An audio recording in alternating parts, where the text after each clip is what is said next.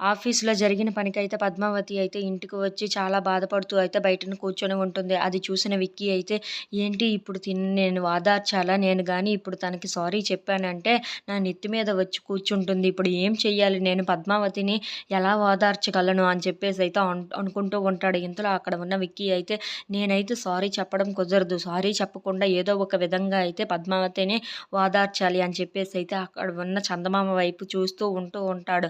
ఇంతలో అక్కడ ఉన్న విక్కీకైతే ఒక పాట గుర్తొచ్చి 'రావోయి చందమామ' అని చెప్పేసైతే పాట పాడుతూ ఉంటాడు. అది చూసిన పద్మావతి అయితే ఏంటి ఈయన పాట పాడుతున్నాడా అని చెప్పేసైతే మూతి విరుపుకుంటూ విక్కీ వైపైతే చూస్తూ ఉంటుంది. ఇంతలో అక్కడ ఉన్న విక్కీ అయితే 'రావోయి చందమామ' అని చెప్పేసైతే పాట పాడుతూ ఉంటాడు. అది చూసిన పద్మావతి అయితే ఆహా! అని చెప్పేసైతే తను కూడా లెగిచి ఆ పాట పాడుతూ ఉంటుంది. ఇంతలో అక్కడ ఉన్న విక్కీ అయితే అయితే పద్మావతికి చాలా ఎక్కువ కోపమే ఉంది అని చెప్పేసైతే అనుకుంటూ ఉంటాడు. ఇంతలో వాళ్ళిద్దరూ అయితే అలా పాట పాడుకుంటూ అయితే ఒక్కటిగా కలిసిపోతూ ఉంటారు. If you like this video please like, share and subscribe friends.